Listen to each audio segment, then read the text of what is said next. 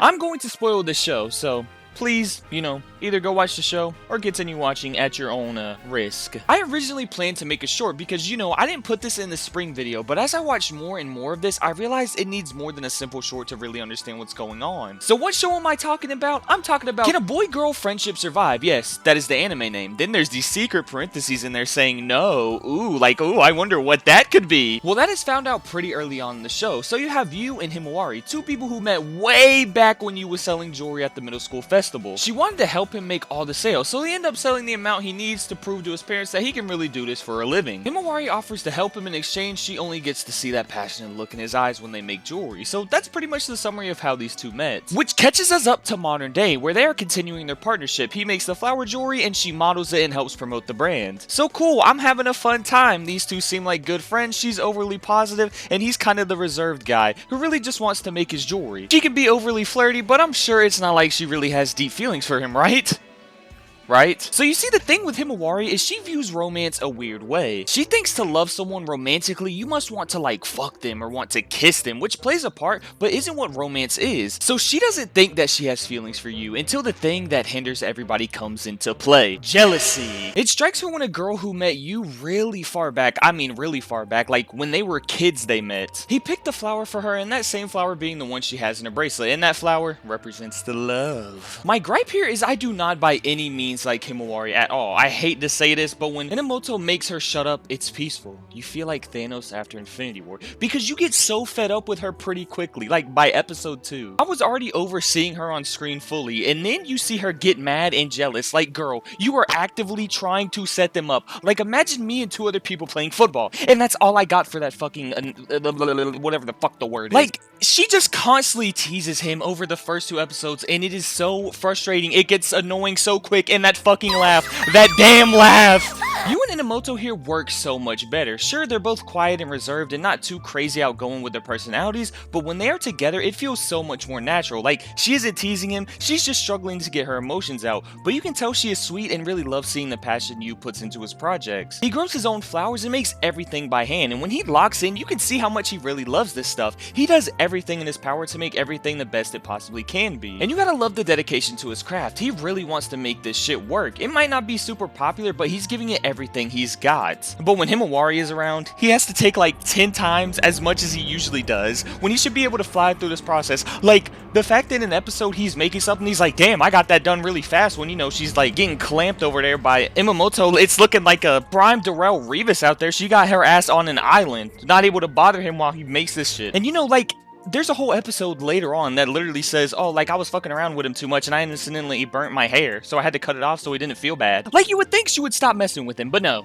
She continues to still mess with him. Episode 3 is by far the worst she possibly can be, because she finally accepts, yo, I low-key might be high-key fucking with him on some lover shit. And she keeps everything cool and collected until Imamoto shows up, and she's gotta be like, oh, we kissed and did this. Like, no, you teased him. You tried to make him kiss you, and then you tease him being like, wahaha, however her laugh goes. Actively trying to dismantle what her and you have going on. And it fucking works. Imamoto runs away, and then she does something even worse that makes it inexcusable. She tries to make him kiss her. And that's not the problem here. The problem is, she doesn't want to do it in private. She wants to grab her phone and go out of her way to take a picture of it just to flex that homie kissed her. And at this point, I already didn't like her to begin with. I could put up with her, but now she is going above and beyond to be toxic. And there's hardly any repercussions to her actions.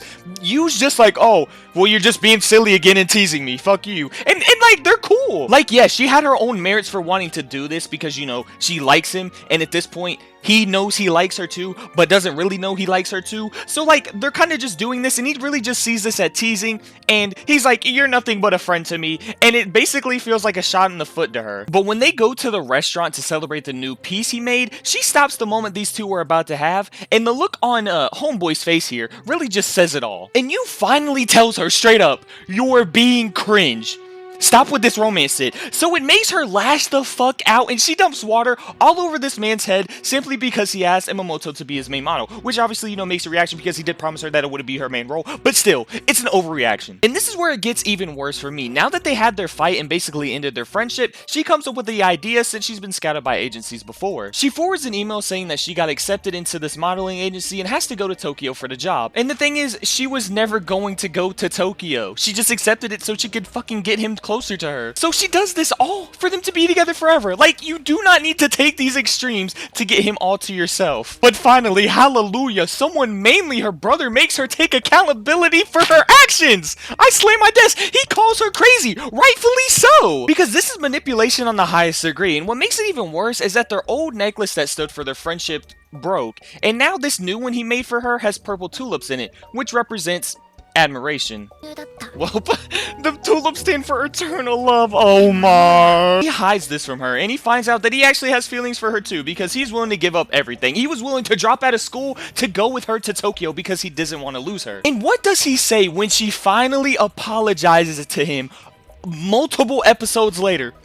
It's fine. Like, bro, I know you like her and care for her, but this is insane. She actively tried to fucking manipulate you, bro. I have gotten to episode 10 by the time I'm writing this, and it may or may not come out before the ending of the show, but Himawari only acted on this emotion because someone else in their life turned up. And it turns out that person that he had a crush on him too was Imamoto. But these are also the worst kind of romance stories because there is no mystery. We know who's gonna end up with who. Yu's got feelings for Himawari, and she's got feelings for him. There's no point introducing another character just for her to be irrelevant in the whole romance plot. She was never meant to win. They make you want to root for her. Seeing how she was also fucked over by this whole situation, the show makes you want to believe that there's this real love dynamic that could happen, but it never exists. It's so whack. She only exists so that these two can realize that they actually like each other. Like, you could have found another way to make them understand that they like each other, not destroy another one of your characters and make her a psychopath now where she wants to be #1 in both their lives so she could get with you and still be friends with Himawari. By the way, she knows exactly what Himawari was trying to do earlier with the Tokyo situation, so why would she even want to be #1 with the girl who just actively tried to manipulate you to take him away from her? And also, she's confessed multiple times and he's already fucking rejected her multiple times. Like, girl, I know you have liked him for 7 years, but at some point you gotta realize you down 50 points, bro. You not catching up. Look what happened at the Super Bowl this past year. Well, technically this year. Look what happened. When you're getting blown out, sometimes you gotta tap out. There was so much teasing, manipulation, and no form of holding someone accountable, mostly Himawari. And this side of her where she's all calm when the two of them together works so much better, because that is the real her. When she isn't teasing him, it works better. When she's more serious, it works better. Her character is flawed. This is the type of shit that happens all the time. People never discover their feelings until it's way too late. And it even happens in some shows. But she's never too late.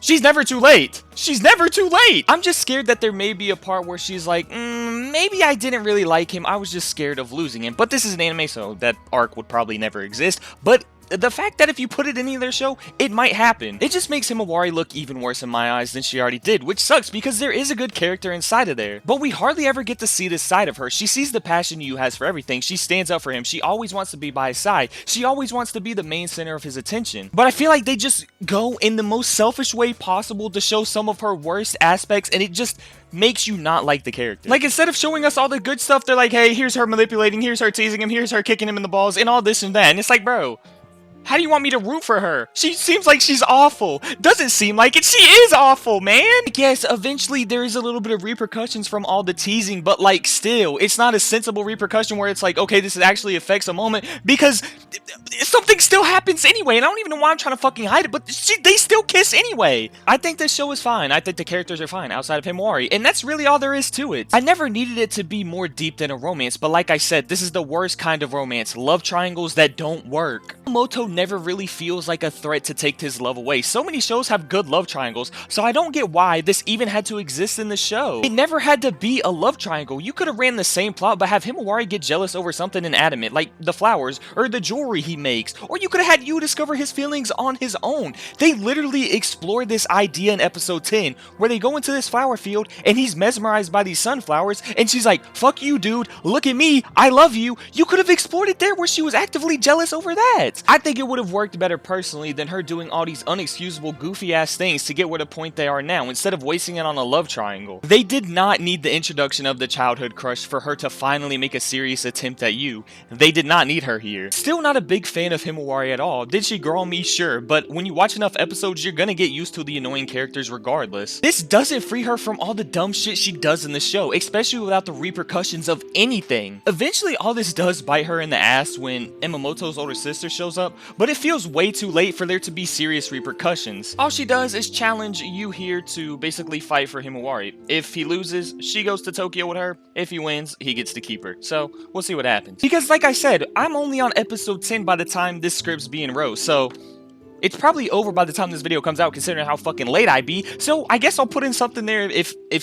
there really is some serious repercussions finally, but how the show has been going, it leads me to believe that there probably isn't going to be. This show is bad, but also something about it makes me want to keep watching. Maybe because of how much shit can happen, she can do all this wrong and still end up with him. It's a mess. Did I have fun with this show? Yeah, I wouldn't say I wasn't fully entertained by the mess of the show, but you can watch it and see if you don't like Himawari at all. I've seen people root for her and I've seen people turn against her, and she makes it really easy to turn against her. There's good character potential in every single one of them, but Yu ends up turning into a walking blush machine whenever Himawari comes around. Himawari stays the same and really only discovers what love is, and also figures out to really talk about her true feelings, and Minamoto is forced to sit in the cuck chair. Himawari's brother is a bit weird, but he had nice humor and it was a pretty decent addition to the show. There's good things that the show does, talking about how much you love something and how much you really enjoy doing it and are you willing to give it up, but it all gets lost in the show, because Himawari wants to do the absolute worst of the worst, so, you know, I was not the biggest fan of her character. So hopefully everybody did enjoy this video, you know, please like, comment, and subscribe, and how did you feel about Himawari? Did she annoy you? Did you think she was okay? Were you satisfied with her character growth? This person that tells the truth about how she feels.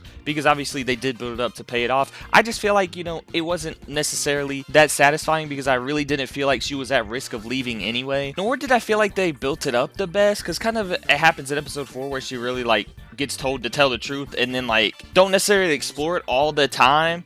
So, I don't know, I just felt like it was unsatisfying because they didn't necessarily give it the amount of attention that I think it deserved for there to be a growth that you respect, in my opinion. But yeah, I had to make a video on her because she was just the worst. But yeah, it is what it is. The show's okay though, so go check it out if you want to. But please like, comment, and subscribe, and I hope you enjoyed.